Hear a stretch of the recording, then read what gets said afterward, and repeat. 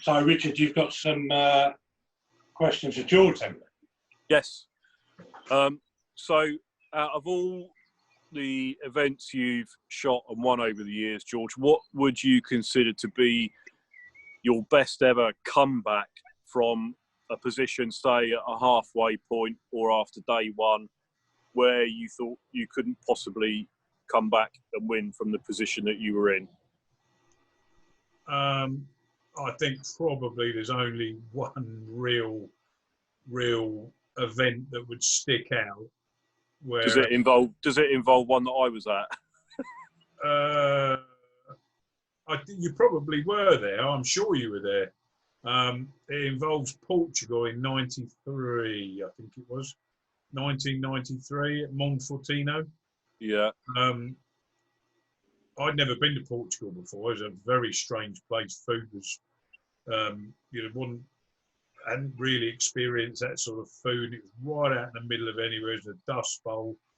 And we started the shoot. I'll never forget it. We started the shoot, and the first layout we shot was a layout, I think it was called Simone's. Do you remember it? The name rings a bell, yeah. And then we shot this layout over a lake, and it was ridiculous. It was just stupid. And I shot 24 on it, and I came off there thinking, I cannot believe I shot 24 on there. Shot, I think, 24 on the next day. In fact, I've got a feeling I started the event with 4 24s, and I was sitting, don't hold me to exactly on the scores, but I've got a feeling I was sitting on about 96 after the first 2 days. And I think the nearest to me was 91. And anyway, I thought, well, just keep rocking and rolling. I'd come back of winning the world fittest in a chemo mountain the year before in '92, but I'd lost my father and my grandfather in between that time. So, space and everything else was, obviously I wanted to focus on my shooting, but it was, things take over. You try and take the bigger wins forward with you, but it's also very difficult when you've had those sort of losses to people that are close to you, getting a momentum. And I thought, Christ, here we go. 96 on the first 2 days. I think I've got a lead of about 4 or 5. This could be, I could do a back-to-back here if I'm not too far away. And the following day, which was the morning of the 3rd day, I had to shoot this Simone's layout again. It was in the good old days when they had 4 layouts, and you shot the 4 layouts twice, and they changed the pegs. Yeah. I thought to myself, well, it's no problem at all about shooting this layout. I've just shot 24 on it. I know it was hard, and disaster scores coming off it, but I thought it was no problem. We'd just go out there, sail through it. I've got a nice lead. Don't need to be pressurised. Comfortable. And I went out and shot 15. I've got to say, it was a hell of a 15. The 15 I hit were right in the middle, but it was the 10 that I missed. I hadn't got a clue where I was. And honestly, when I walked off that layout, I did not know which end of the gun to hold. And I'd gone from leading the World Championship by 4 or 5 targets to so far back in the pack that I don't think I was even on the first page of the leaderboard. And I just thought, how does this happen? Anyway, I had to get myself together. We had another layout to shoot, and somehow managed to just chip my way around and shot a 24. So I shot 15 and 24 that day. And I was just completely dead in the water as far as I was concerned. Went back to the hotel, didn't really know what to do. I don't know how I slept that night or anything like that, because effectively I'm not, and I don't ever think of the end goal, but I think, when you're sort of 4 or 5 targets in front at that event, you think to yourself, and my timing was good. I'd won the year before, so I just felt that things could run for me. And then you shoot a 15, and never in the history of any international event has someone shot a 15 and come back and done any good. So as far as I'm concerned, I've just completely blown it out of the water. Anyway, I was on fairly early the following morning, and I got up and I shot another 24. And then I sort of looked at the scoreboard and I thought, well, the 15 and the 24 that I shot equated to roughly 220s. And if you shot 220s on the Simone's layout, you wouldn't be far away from being back up there. And I've just backed that up with 2 more 24s. So I just need to go out roughly and shoot a fair score on the last layout to just see where I finish up. Yeah. And I went out and shot 25 straight. And I think I finished up shooting 184. And I walked back to the clubhouse and I thought, well, the 15, if I'd have shot 17 or 18, I may have stood a chance of medaling and that sort of thing. And I looked at the scoreboard and everybody was just sort of falling away and falling away and falling away. And I finished up, I think I won it by 3. I can't remember from who, but I think I finished up 181 was nearest to me. And to me, to shoot 15 was just crippling. Yeah. And yet still come back and do it. Yeah. Do you, going back to that, do you look at scores throughout the course of an event? I try not to. I look, the more we've become experienced at it and the more, sometimes with the advent of social media, we used to be able to get away from it. Yeah. We used to be able to get away from it. And, the magazines were key. You never knew what anybody had done unless you saw them at another suit week on week until the magazines came out and so won that and so won this and everything else. You could, there was no electronic scoreboards. It was all written up. And you could keep yourself to yourself. And if you wanted to see the scores desperately, when you got to the ground, they were all posted. But now you've got electronic scoreboards, you've got almost live scoring going on in compact events. And social media, you turn your phone on of an evening, there's 4 alerts on there, 25 WhatsApp messages on who shot what and everything else. So you've got to almost condition yourself now to be able to learn to deal with scores. And I never was a scoreboard watcher. And I only started watching the scoreboard in that event once I'd finished and seeing who was where and where they were coming. And it seems awful that I can't remember who came second at the event, but it was always been, I've always been, I play as hard as I possibly can, and I can't change what you've shot. I can't change what Jamie shot. I can only go out and do my best. And once I've got a total on the board, if that's good enough to beat the rest of the field, then that's good enough to beat the rest of the field. I certainly don't watch what other people do and how they do it and everything else. But that event to me was an event that after the second day I'd won, and after the third day I'd lost to the point of, being so far out of the ballpark, and managed to claw it back with a 73 out of 75 to finish, and finished up winning it. And that was the second leg of a trio. So I won it there in 93, a chemo 92, and then we went to Australia in 94 to Mount Gambier. Yeah. And very, very nearly lost it in Mount Gambier on the last layout. If you remember, that cyclone came in, and there was a cyclone came in that they'd been predicting for a long time, and it was due to hit on the Sunday afternoon, and I was due to shoot Sunday afternoon on a layout they had there called the Bluff, and they had these targets coming from about 200 or 300 yards, and anyway, we went down on there to shoot, and this cyclone hit with about 100-mile-an-hour winds into the bluff. And I'll never forget it. I think I only needed, luckily I shot well during the week, and I think I only needed 17 or 18 to win. And I'd got to shoot this layout, and 5 of the targets never came in shot. They just physically did not come into shot. And I stood in the first stand, and we watched the first 2 targets off, came off the bluff, they came forward, they went up in the air, and they went back. And they never came within 150 yards. And I said, I'm not shooting, I want a referee here.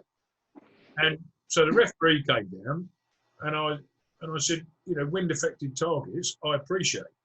But at the end of the day, a wind-affected target is a target that is wind-affected to the point of it's blown a few yards offline or up or down. It has to be within reason shootable.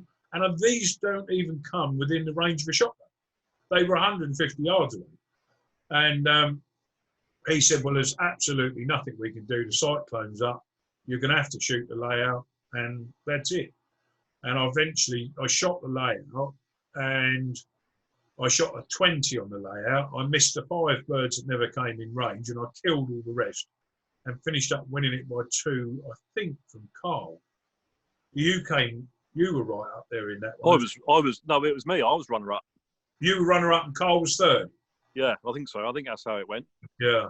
But it was just ridiculous. And I felt then, and we've always said it, and you set world championships now, I've set world championships, and the one thing I won't do, especially after that, is set long incomers when you've got a long period of time to shoot the event. And knowing how that the inconsistencies over 3 or 4 days can make or break that type of target. Absolutely. So the answer to your original question is Portugal 93, and how I got out of jail there, I'll never know. Yeah, no, I mean, it's interesting because I quite like to know what people are doing throughout the course of an event, but that's just me. I'm quite nosy on what people have shot. But I suppose from a personal point of view, it makes me, if you have a bit of a bad layout or a bad stand and other people are doing that as well, then for me, it gives me that little bit of extra drive to try and pull it back, rather than, how many times we've all done it and all been guilty of it, have come to a bad stand, have a problem, and then you lose the wind out of your sails, and then you end up losing the shoot by 1 or 2 because you've just not put the effort in for the rest of the shoot. 100%. Yeah. But so, I totally get where you're coming from. I think that all the time I've got the opportunity of just going out and shooting and not seeing what anybody else has done and that sort of thing. I would prefer to do that, but I've now got to the point, and I've made myself do it with Compact abroad, is the fact that wherever you go, you walk into all of the restaurants abroad, you've got 8 TV screens in there with every shooter on every layout being shot. So you can't look at anything other than a TV screen and a score. So yeah. And then if you don't look at the TV screen, someone will come in and say, oh, so-and-so's just shot 50 straight, or so-and-so's just missed 2 on that layout. When you were tied with them, you can't get away from it now. And a lot of people, I'm sure, don't do it to mean anything by it, but I'm sure other people do occasionally do come and stick the knife in for various reasons. But anyway, yeah. Right, so my next question, shoot-offs. Out of all the shoot-offs you've had and all the people you shot off against, who would you fear the most and why? That's an interesting question. I'm talking more head-to-head, one person, rather than in a final situation.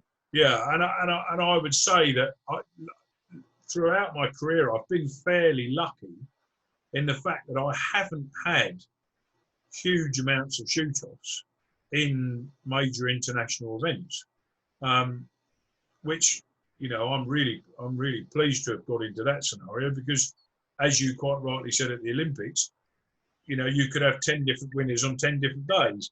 So a shoot-off is a shoot-off, and it's there and then. Anybody could win it.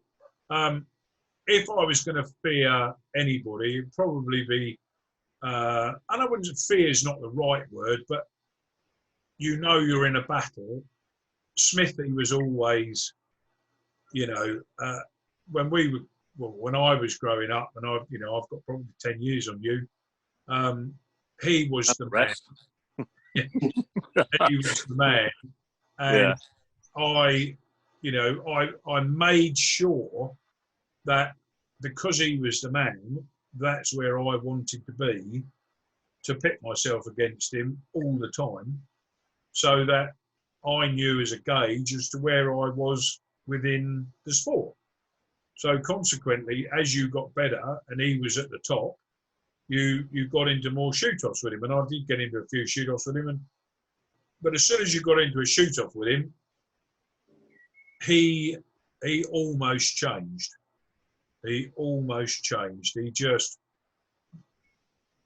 and very similar to you, the glare came over, and you wouldn't know what anybody was thinking, and you know, it was almost a vacant look, and you couldn't read anything into it.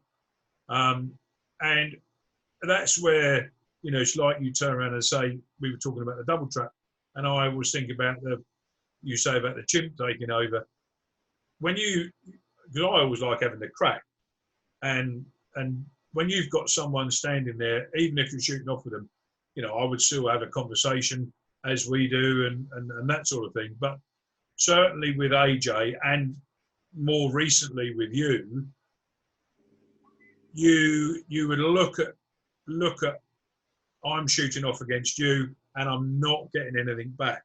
So because I'm not getting anything back, you almost sit there and think, oh, right, well, here we go then. and it's almost, you know, it takes away from what's actually going on. Whereas if you can have a chat, I find it a lot easier, shall we say. So I would say the two people, not that I would fear, but I enjoyed the battle of shooting off, would definitely be AJ and yourself. Cool, good. No, that's interesting. That's interesting. And I've had one or two interesting tussles with Stuart Clark over the years, and probably, you know, one of the better shoot-offs I had was in Andorra in '91, which was just a ridiculous shoot-off. I remember watching that. And, you know, we were breaking targets because it was such altitude. We were breaking 100-yard droppers, and it was a ridiculous... That was on the live pigeon ring on the front there, on that edge of the mountain, wasn't it? Absolutely. Yeah. And he beat me in that. He beat me fair and square. And in fact, a very interesting lesson learned at that point, which was, we've been up the mountain, and you know how difficult it was to shoot that event, because the village where everybody stayed and the town where everybody stayed was at the bottom of the mountain, and you had to go up literally like the Italian job, a windy mountain. Oh, it was horrendous, wasn't it? An hour to get to the ground. And then you had another 30 minutes on top of that in a bus to get to the layouts. Yeah. Well, on the third night, we had a breakdown, and we were virtually the last squad. And we had a breakdown at the top of the mountain, and we sat there and sat there and sat there and sat there. And it didn't finish until probably got it fixed, and we were able to shoot it just on about 8 o'clock. And we've been sat there about 3 hours plus. And we only had, I think, the singles on the last stand and the double to shoot. Anyway, so we went on and shot, and the bus was waiting to take us back down. We were the only squad, and he kept saying, "Come on, I'm going. You've got to come now." We said, "We've got to finish the layout." Anyway, eventually we finished the layout and everybody shot. And I was the last to shoot. And I went on there, shot my double, smack, pair killed. Referee said pair killed.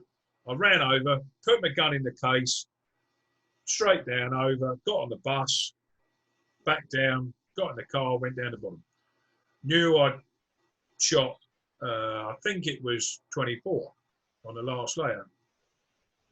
Anyway, got to the bottom, turned up at the ground the following morning, and I just happened to look, for some reason, I happened to look at the scores, and I was down for one less than I knew I'd shot. Oh, that's strange. So I went into the thing and I looked, and on the last layout it said 23.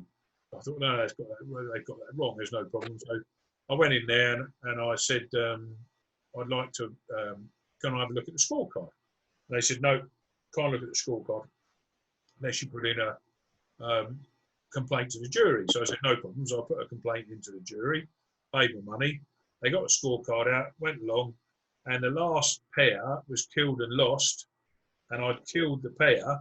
But because I hadn't checked my card, I just chucked my gun in the car and run down to the car to get a lift back. Otherwise, I'd have been stuck right up the mountain. Because I hadn't checked the card, they docked me a target, and the whole squad knew that I'd killed it. Anyway, at the end of the day, rules are rules. You know, we all got to live by the rules. And yeah, I never checked my card, missed a mistake, and that one target cost me a shoot off with Duncan. And I finished up shooting the silver medal with Stuart and got beat with Stuart in the bronze. Believe me, I check the cards now. Yeah. And every person that goes out there, that is a massive lesson learned, because it cost me a shoot off for a world championship, and it could have been more than that. It could have given me a world championship. Yeah. Well, I actually shot in Duncan's squad at that event. First time I'd ever met him, and I shot with him. And you know, he always used a Remy 1100. Well, I can't remember what day it was. I think it might have been day 3. On one of the layouts, he got on the first hoop, fired the first shot, and it literally fell to bits in his hands. And I was following him, and he turned around, he looked at me, and I just looked back at him. I said, "Yeah, do you want this?" And I gave him I was shooting I think it was a Browning B2G at the time, left-handed stock on it. Obviously, he's right-handed. He just shot 25 straight, as if he was sat on a skeet range shooting low 1 coming at him all the time. He just unbelievable. And won the world. And then won the world championship off the back of it. Yeah, it was awesome to watch, and such a nice guy as well. He's a top bloke. I remember him. He was the first person. I'm pretty sure he was the first person in the UK to shoot 100 straight at English Sporting, and I can still remember the headlines now. And he went out and did that. I don't know what year it was, but that was when 86s and 87s were winning the British Open. Yeah. For him to shoot 100 straight was almost like the 4-minute mile. And but he had such a smooth, relaxed style, and he was a proper, well, still is a proper bloke. You always knew with Duncan that if he went out and shot the score, he shot the score. Yeah, absolutely. Good. Right. So, looking back over your career, other than all the championships and stuff that you've won over the years, as an occasion, what would stand out to you the most? Be it playing spoons in a restaurant and messing about, or whatever it may be. What is me up on the weekend? What? Other than beating Jamie at Horn or watching him miss his last bird for 100 straight, falling off the bail, what would be the one occasion that didn't need to bring that stands out to you? Well, I did. For me, you and I have both been very lucky in what we've we've achieved a lot in shooting, yes, and achieving a lot in shooting. We've also been very lucky of what's rolled off the back of what we've achieved in shooting. And for me, and I've never spoken about it before publicly, family and friends knew about it and know what happened. But two years ago, off the back of what I've achieved within the sport, I was very lucky to be invited to Buckingham Palace for lunch with the Queen and the Duke of Edinburgh. And they have a 10-person lunch, and you literally, it is informal as we're having a chat now. Not that I thought that at the time. And basically, they have somebody representing every sector in the UK, be it sport, clergy, forces, the arts, farming, etc., etc. And we all sat down and had, well, you have your drinks in the palace, go through and have the most amazing lunch, and then coffee afterwards. And it is literally, you are having lunch with the Queen and the Duke.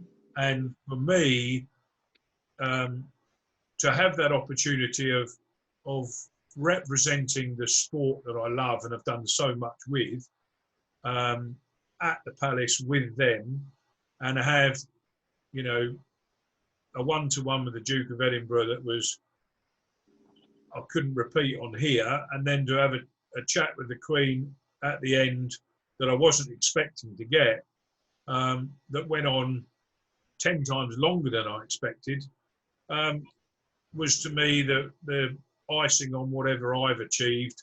And look, you know, I was thinking back on it today, actually, when I knew that we were going to be doing this. I think, and neither of us are trumpet blowing shooters, in my view. But when you think of what, as a nation, we've achieved, if you look at the World Fit Ask in itself, and I thought of this today, if you look at what you've achieved in the World Fit Ask and what I've achieved in the World Fit Ask, I think we actually own a third of all the World Fit Ask titles that there are, which, when you think of how long it's been going, is a massive achievement. And for me to get the opportunity of going to the palace, just capped it all. And you know, I've got to say that when I pulled up at the front, I got a guy to drive me up there, and I pulled up at the front, and there was a Gurkha at the front, opened the door to the red carpet.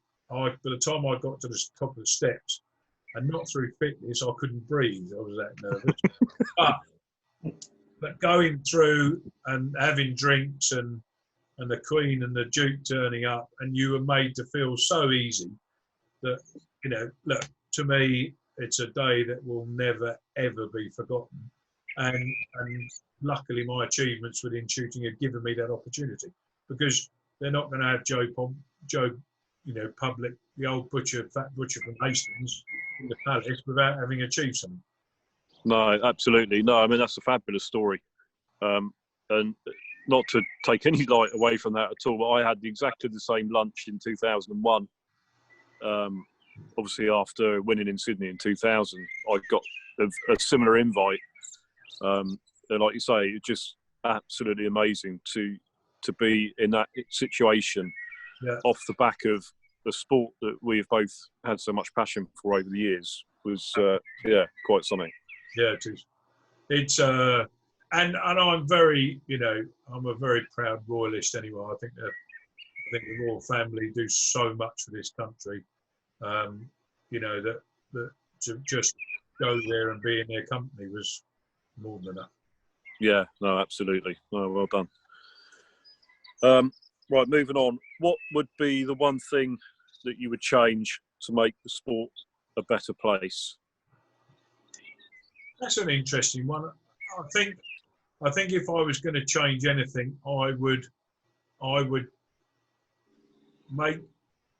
split the CPSA in two. I would split the CPSA in two, and I would have an administrative side to the CPSA, and I would have a privatised side of the CPSA. And I think the private sector should be privately financed, and they go out to the private sector and earn money for the sport, for the sponsorship and everything else. I mean, to give you an idea, I've been talking about it for a long time. And you look at what Judy Morris did for Team USA. She went out on a private sector on her own for Team USA. None of their events were funded. Now, I think she's got in about $500,000, and all Team USA stuff, all of their clothing, all of their flights, all their hotels, their entry fees, their food, everything is paid for. And there we are. If you go and shoot the World FITASC or the World English Sporting, you have to pay for everything you do within reason. And I don't think that embodies a team environment.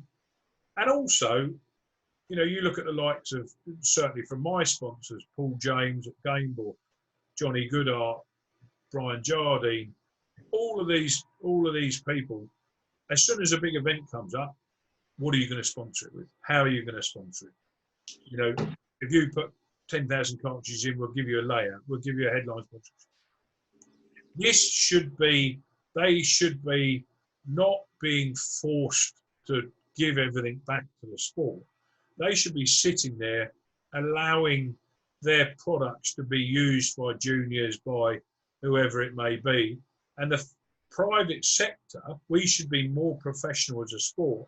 And the private sector should be forcing us forward with the money involved within that private sector and generated by the private sector. And as a sport, we don't, you know, the CPSA are brilliant at what they do, but they're not a money generating organisation. And I think Ian Parker, without question, is the biggest breath of fresh air we've had in the sport for I don't know how long. And I would do whatever he wanted to do to help promote it going forward. But I think we've got to have a private arm where we try and generate, especially now after the pandemic, we've got to try our hardest and get into a different era where the industry is not being strapped to support every event.